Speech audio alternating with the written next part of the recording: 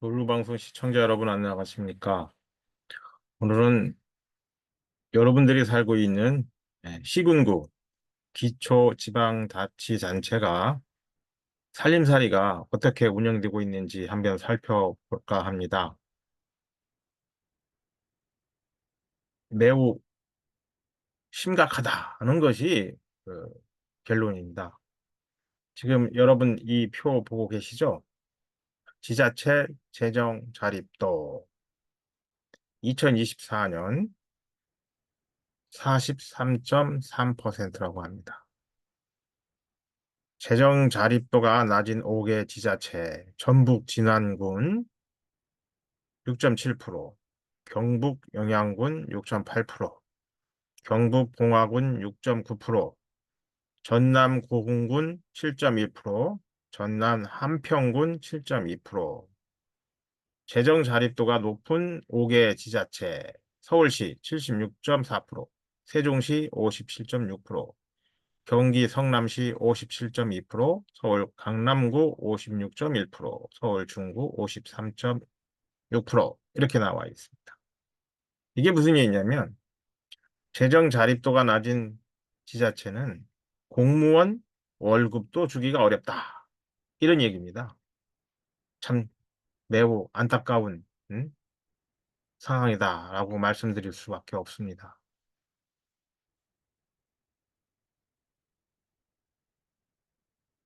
올해 그 재정 자립도를 살펴보면 지자체 올해 평균 기준 평균 재립자는 43.3%, 지난해 45%보다 1.7%포인트 하락했다. 이런 얘기.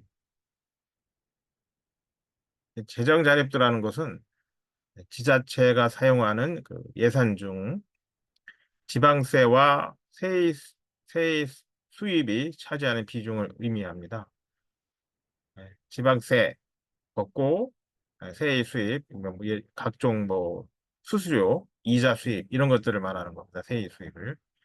지방세는 뭐 어, 아파트 취등록세 이런 것들을 얘기합니다. 이렇게 되면 부족한 재원은 어디서 채우냐?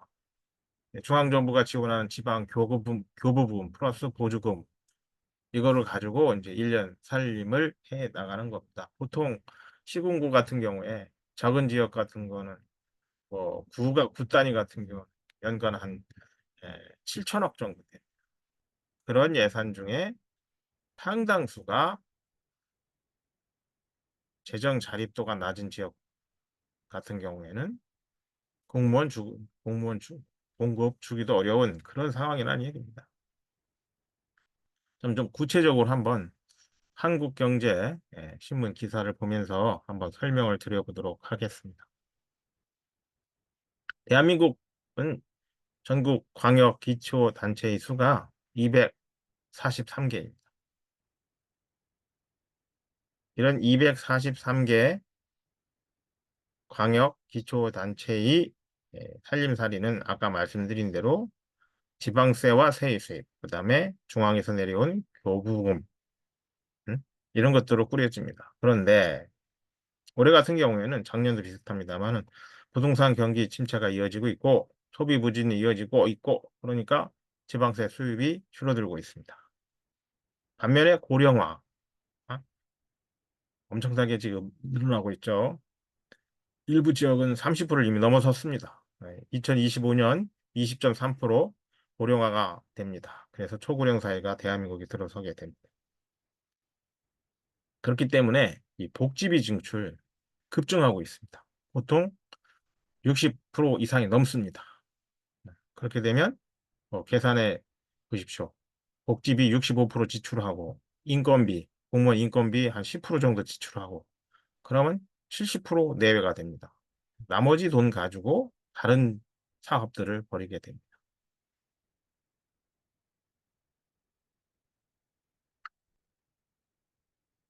올해 재정 자립도는 2014년 세입 과목 개편으로 새로운 기준을 적용한 이후 역대 최저치다.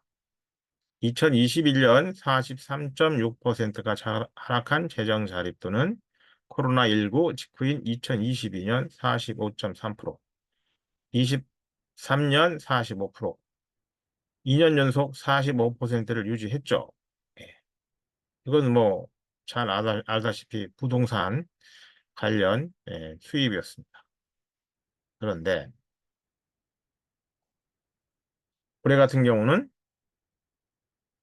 43.3%라고 합니다. 전국 243개 지자체 중 재정 자립도가 20%도 미치지 못하는 곳이 153개, 약 63%에 해당합니다.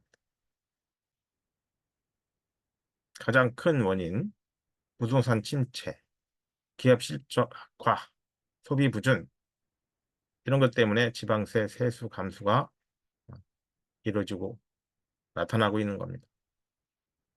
2022년 118조 6천억에 달하던 지방세 수입은 지난해 110조 6천억 급감했습니다.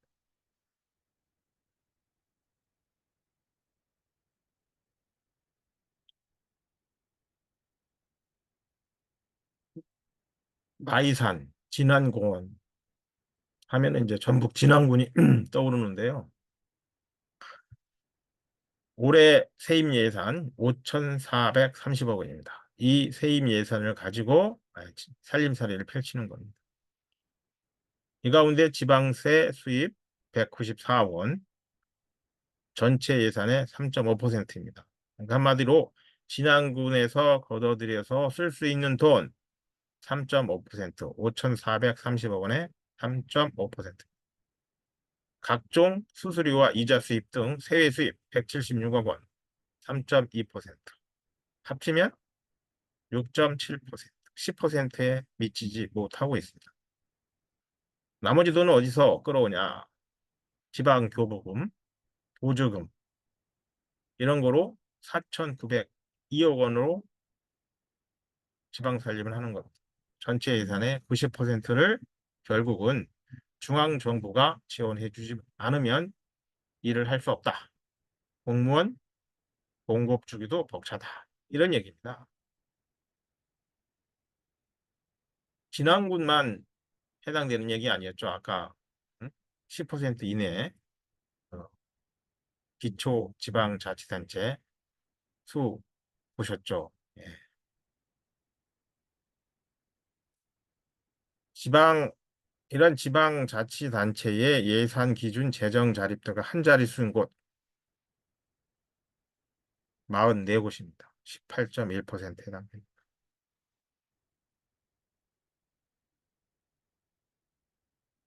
지방세 수입 가지고 공무원 인건비도 주지 못하는 지자체 104곳 42.8%. 대부분의 농어촌 지방자치단체 해당된다고 보시면 됩니다. 전남북, 경상남북도, 강원 지역 지방자치단체 대부분 다 여기에 해당됩니다. 이들 지역 뭐 설명 안 해도 잘 아시겠죠. 지역 인구 적습니다. 기업 없습니다. 지방세 수입 당연히 없습니다. 이런 지역 고령 인구 비율 30% 넘습니다. 복지비 지출 매년 불어나는 것 당연지사입니다. 국비 지원 없으면 파산합니다. 이런 가운데 서울 등 수도권 지역의 부자 지자체도 재정 상황이 점점 악화되고 있는 것으로 나타나고 있습니다. 전국 기초자치단체 중 경기 성남시에 이어 재정 절대가 가장 높은 서울 강남구 지난해 60.4%에서 올해 56.1%로 하락했습니다. 같은 기간 지방세 수입이 6,055억 원에서 5,374억 원으로 감소했습니다. 부동산 경기 침체 때문에 취득세와 재산세가 줄어든 영향이 컸습니다. 서울 서초구 재정 자립도 57.3%에서 올해 53.2%로 낮아졌습니다.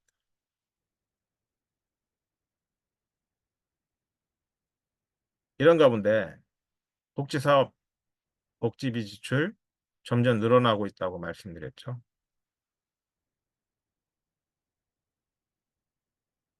대부분의 그 정부 복지사업들은 정부 보조금에다가 지자체가 비용 일부를 대는 매칭 방식입니다. 뭐 8대2, 뭐 9대1, 뭐 7대3 이런 방식으로 진행됩니다.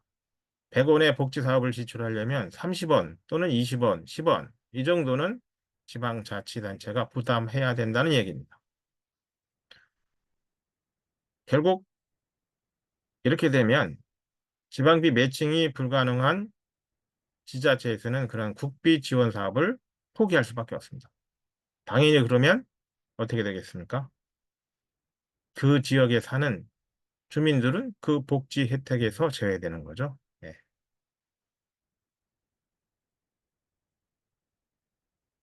서울의 한 자치구 관계자는 지방세가 줄어드는 와중에 복지비 지출은 불어나면서 전체 예산구는 수천억 원인데도 구청이 가용할 수 있는 예산은 50억 원에도 미치지 못한다고 털어놨습니다.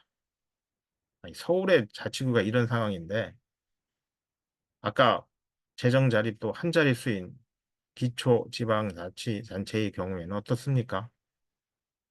새로운 개발 사업 꿈도 못 꾸죠. 네.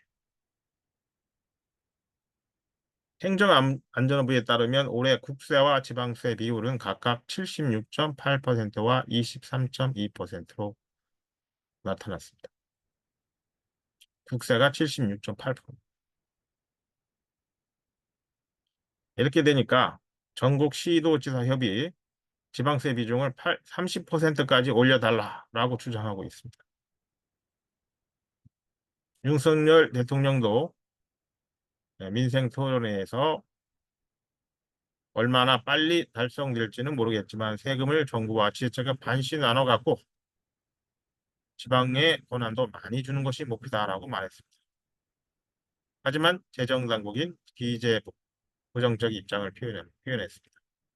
써야 할 것은 증가하는데 세수가 줄어드는 상황에서 지자체들이 경쟁적으로 헌신성 사업을 늘리고 있기 때문에 이거 줄여야 된다니.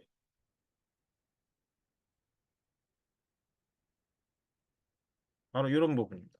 기재부 관계자는 허리띠를 졸라매는 중앙정부와 달리 초등학생 용돈, 소풍비, 입학 축하금 등 건전 재정을 의미하는 채 선신성 정책을 남발한 지자체가 여전히 적지 않다라고 지적했습니다.